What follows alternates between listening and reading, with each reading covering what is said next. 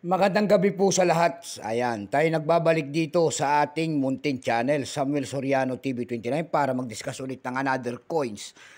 Ayan, at ito po talaga ay ating hilig, yung mga mangulikta ng barya. Kaya ho tayo nandito nagsiselling ng kanilang mga halaga, ang presyo po ng ating mga coins na koleksyon at mga perang papel po. Ayan, binibigyan natin ng mga, titignan natin ang kanilang mga presyo kung gaano nakataas. Ayan. Magpapasalamat lang ako sa aking mga subscriber dyan. Ayan, maraming salamat sa inyo, sa aking mga subscriber po. Thank you so much sa inyong lahat.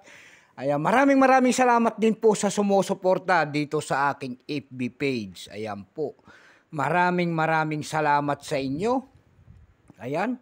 Lalo na ang ating mga kolektor dyan at baka numismatis po. Thank you so much sa inyong lahat. Mga senior citizen po.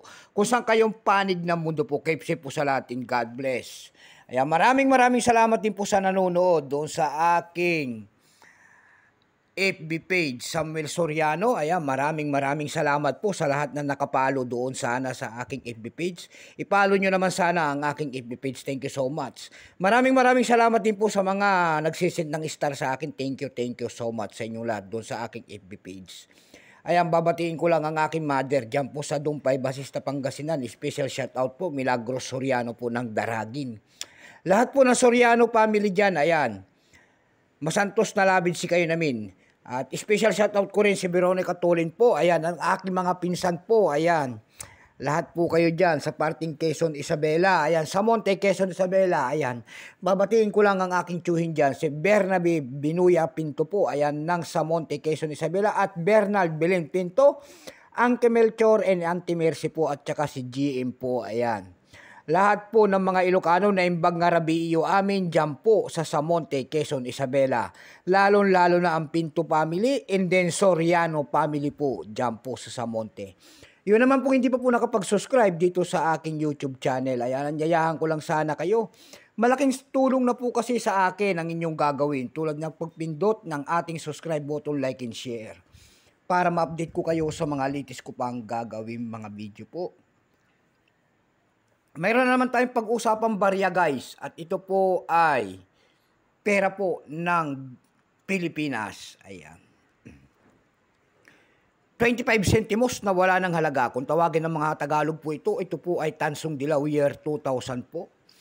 Ayan, 25 centimos in the Republika ng Pilipinas. Pagkatalikod po niyan, makikita natin ang isang imahe po ng year 1993. Ang pagtatag ng ating Bangko Sentral and then Catwheel po, dyan po bumabase ang ating mga kolektor kung ano reverse o dayang isang coins. Ayan, titingnan natin ang kanyang presyo kung magkano na ang kanyang presyo sa mga online selling natin. Bago tayo magsimula sa ating talakayan, kilalanin mo muna natin siya. Issue po Philippines po, period Republic 1946 up to date po. Type nito standard circulation coins years. 1995 hanggang 2003, value nito 25 centimos, nakapaloob po sa BSP series. Currency piso. 1967 up to date po, composition niyan ay brass, may bigat lamang 3.8 grams. May haba naman itong 20 mm, may kapal po naman itong 1.5 mm, hugis po bilog. Orientation niyan ay middle alignment. Number N-1682, reference number KM-271, sale of the Central Bank of the Philippines, yung kanyang nasa likod kung tawagin.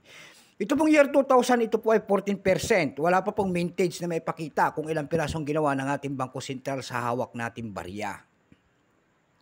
Pero may presyo po yan doon sa ating numista.com.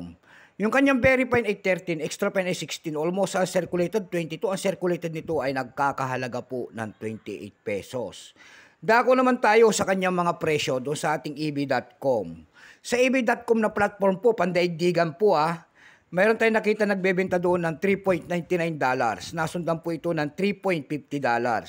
Dako tayo sa Carousel PH. Sa Carousel PH naman po, pangalawang platform po, may nakita tayo nagbebenta doon ng 350 pesos.